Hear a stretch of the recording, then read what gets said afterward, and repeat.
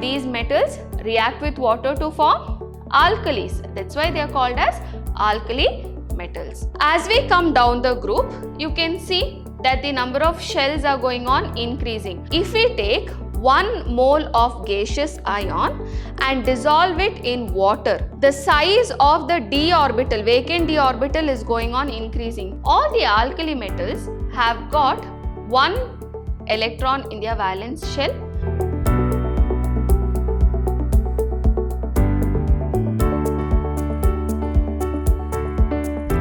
Hello my dear students, I am Priyanka Rajaram from Vidyashram PU College, Temple of Excellence. Today I shall start with the new chapter, S block elements. What are S block elements? The elements in which the valence electron enters into the S orbital. Such elements are called as S block elements, and we have only 2 groups under S block elements. That is because the S orbital can occupy only 2 electrons. So what are S block elements? The elements in which the last electron, that is the valence electron, enters the outermost S orbital are called as S block elements, and they can accommodate only 2 electrons. Thus we have only 2 groups, that is group 1 and group 2. Group 1, it is called as alkali metals. Under this we have lithium, sodium, potassium, rubidium, cesium and francium. Under group 2 we have beryllium, magnesium, calcium, strontium, barium and radium, and they are also called as alkaline earth metals. So those are the first 2 groups in the periodic table, which is called as S block elements. We learn group 1 elements, that is alkali metals, in detail. Okay. So group 1 in periodic table, what are the elements it has got? It's got lithium, sodium, Na, potassium, rubidium, cesium and francium. So we have 6 elements in group 1 and they are known as alkali metals. Why exactly? Because they form hydroxides on reaction with water and they are strongly alkaline in nature. Thus they are called as alkali metals. So what is it? These metals react with water to form alkalis. That's why they are called as alkali metals. Okay. So the next property is the electronic configuration. So what do you understand from the electronic configuration? We'll see. First, lithium, symbol is Li and the electronic configuration is helium 2s1, or I can tell the general electronic configuration of alkali metal is Ns1, that is the valence shell has got 1 electron in the S orbital. Okay. So atomic number of lithium is 3. There are 3 electrons. So it is 1s2 and 2s1. This 1s2 is written as helium, that is a noble gas. So we are using inert core, that is the noble gas, to write the electronic configuration. Next we have sodium, Na is the symbol, neon 3s1. Then is potassium, potassium K is symbol, argon 4s1. Then we have rubidium, Rb, krypton 5s1, cesium Cs, xenon 5s1, francium Fr, Rn, that is radon 7s1. So you can see the valence shell has got 1 electron, and if this 1 electron is lost, then they will get the inert gas configuration. You can see here, if they lose that 1 electron, they will get inert gas configuration. Thus this 1 electron can be easily removed. Thus it will show +1 oxidation state. So first ionization enthalpy it is easy to remove the first electron, but second ionization enthalpy is very, very difficult. That is, to remove one more electron, after removing one electron, to remove from the ion, if you want to remove one more electron, it is very difficult. Why? Because it has got octet in the valence shell, that is, it has got the noble gas configuration. So, first ionization enthalpy is lesser, but second ionization enthalpy is very high compared to the first ionization enthalpy. Okay. So, more about this we learn further, that is atomic radii and ionization enthalpy. So, as we come down the group, you can see that the number of shells are going on increasing. First, lithium has only 2 shells. Sodium, you can see it has got 1, 2, 3 shells. Whereas potassium, it has got 1, 2, 3, 4 shells. So, as we come down the group, the number of shells are increasing. Thus, the atomic radii is going on increasing as we come down the group. You can see in this picture also, I have shown the atomic radii is going on increasing as we come down the group.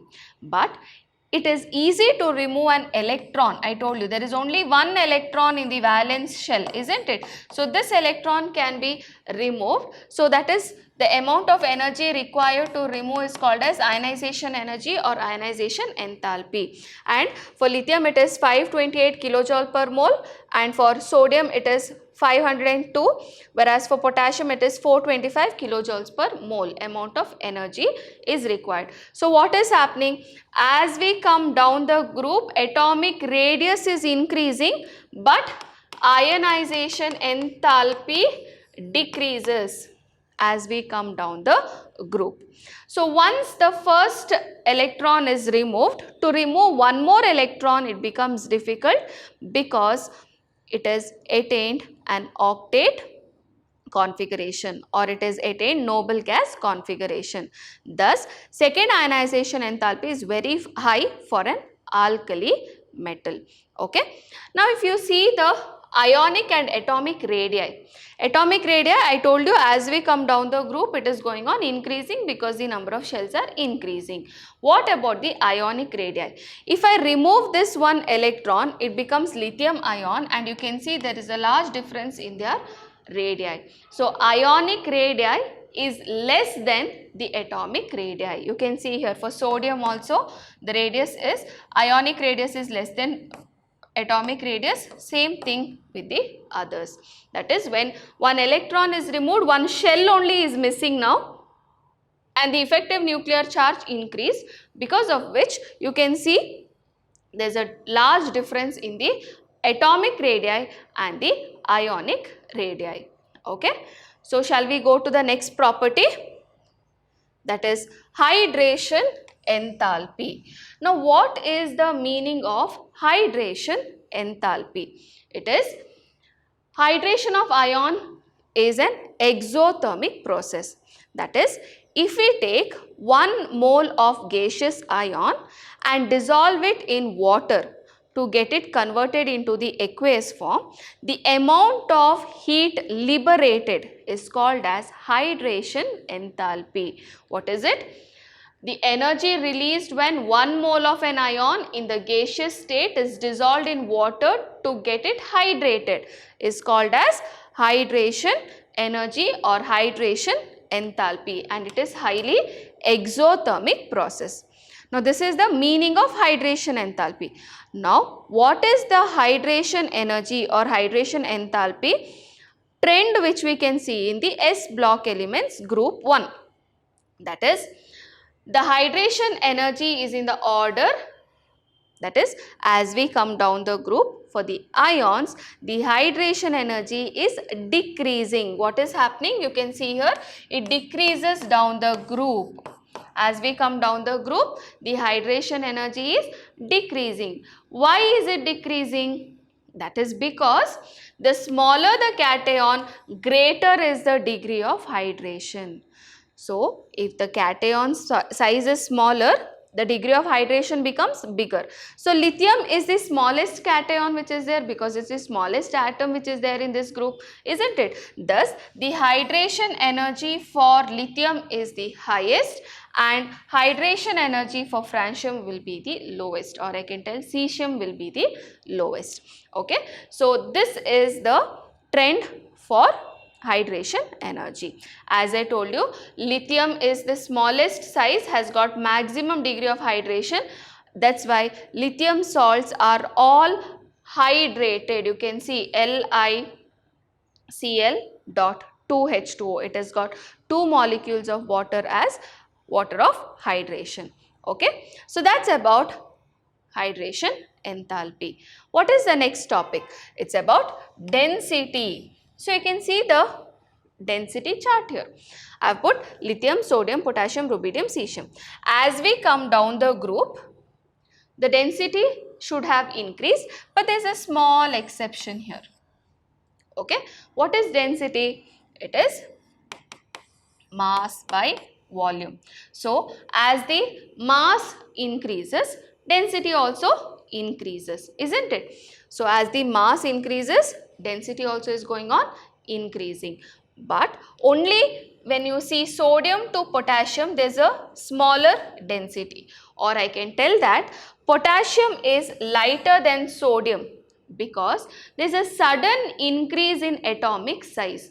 What is it? There is an increase in atomic size of potassium because if you see the electronic configuration, lithium has got 1s2, 2s1, sodium has got neon 3s1, whereas potassium, if you see, it is argon 4s1.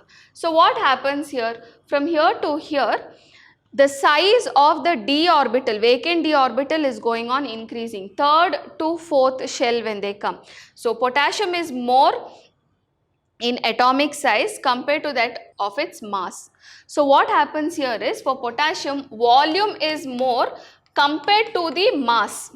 Okay, volume becomes bigger compared to that of mass, and when volume is more, the density will decrease. Okay, that is the reason sodium to potassium, potassium is having a lesser density, or it is lighter than sodium. Okay, why? Because of the sudden increase in atomic size due to the vacant d orbitals of the third shell which is already there. Okay, that is the reason sodium is smaller and potassium suddenly increase in size, and due to which potassium has lesser density than that of sodium. Okay, so that's about the density. Next, alkali metals, they are silvery soft metals which can be cut with a knife. So what is it? They are silvery white, soft and very light metals, and they are so soft that it can be cut with a knife. Okay, on exposure to air, they will get tarnished, that is, the silvery white texture will disappear if it is exposed to air, because the first layer will get oxidized and it can get tarnished. So that's about the density. Next is about melting and boiling point. All the alkali metals have got one electron in their valence shell, due to which their metallic bond is very weak. That is the reason it can be cut with a knife, and they are soft metals also. And because that electron is there, these electrons can get excited and come back to the original state due to that absorption. Okay, what happens? They can also give color to the flame. What about melting and boiling point? Melting and boiling point of alkali metals are low. Again, why? Because of weak metallic bond present, as they have only single valence electron. The flame, if you see what color it gives to the flame, that is when you do flame test, is for lithium gives crimson red color, sodium gives yellow or golden yellow color, potassium gives violet or lilac color, rubidium red violet color, cesium it gives almost blue color. So it gives a different color to the flame. Okay, that is because they have that single valence electron is the reason for the color to the flame. Next is about the chemical properties. So what are the chemical properties of S block elements? First one is reaction with air. As I told you, alkali metals, when it is exposed to air, they get tarnished. That is, their silvery white finish what is there for the metal, that is lost when they are exposed to air. But in air, if there is lot of moisture, then it will react to form hydroxides also. So with oxygen, the alkali metals burns vigorously to form oxides. Lithium forms monoxide, Li2O. Sodium can form monoxide as well as peroxide. That is, with limited supply of air, it forms monoxide. With excess of oxygen, it will form peroxide. You can see the reaction here. Lithium with oxygen gives lithium oxide. Sodium with limited oxygen gives monoxide, okay, or sodium with excess of oxygen gives peroxide. What about the others, that is potassium, rubidium and cesium? Potassium, rubidium as well as cesium will form superoxides, that is superoxide ion is O2 minus ion. They will combine with superoxides to form MO2, that is the superoxide of the metal. Here you can see it, rubidium, potassium and cesium will form superoxides. Next is lithium. Not only reacts with oxygen in the air, it will react with nitrogen in the air to form nitride, that is Li3N. None of the other metals will react with nitrogen, only lithium can react with nitrogen to form nitrides, okay. As these alkali metals react with air as well as water very vigorously, they are always kept in kerosene except lithium. Then how is lithium kept? Lithium is kept in paraffin wax. Why? Because lithium is very light, they will float on kerosene. That's the reason it is kept in paraffin wax. Rest all are stored under kerosene just because they react with air and water vigorously. Okay, that's about the reaction with air. Next class, we will be learning about reaction with water, halogens. Then we learn about the anomalous properties of lithium and some of the general characteristics of alkali metal compounds.